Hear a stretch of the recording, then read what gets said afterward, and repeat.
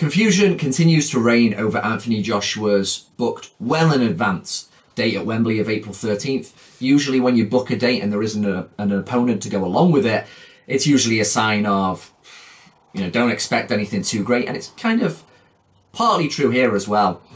Until Deontay Wilder and Tyson Fury have their rematch, which is the one that really needs to take place next, then AJ, comparatively, is a little bit more in the dark than he has been. All the focus is rightfully on Fury and Wilder.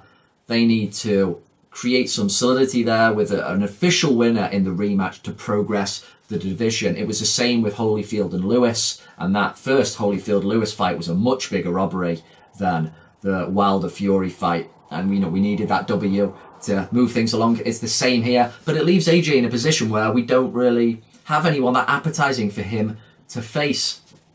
And when you've got this kind of situation, and there's one thing that's outstanding and still overdue, AJ to fight in the States, I really think he should fight Jarrell Miller in the US. Now, a lot of casuals, of course, they'll still be able to sell the Dillian Whyte rematch, the grudge match, and that. Dillian Whyte has even started saying now it's actually 1-1 and let's do it for the decider, trying to say his amateur victory was worth as much as Anthony Joshua's victory over him in the pro ranks. No way, but he's going to do what he's going to do to ham it up there. That one definitely would still sell, but I think those who know their boxing know the score.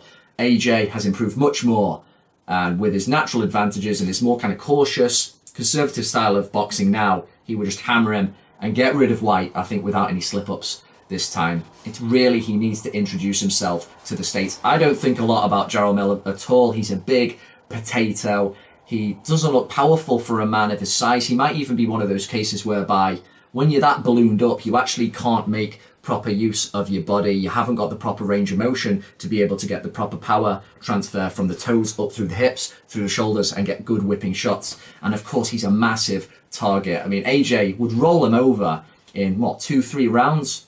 That's what I personally reckon. But that's not the point. If it were to happen in the States, it would be that necessary introduction. And with him fighting now, probably for the rest of his career, whenever it ends, only twice a year, this is the time to do it. It doesn't matter if he's still kind of young or he thinks he's going to have a long career and all that.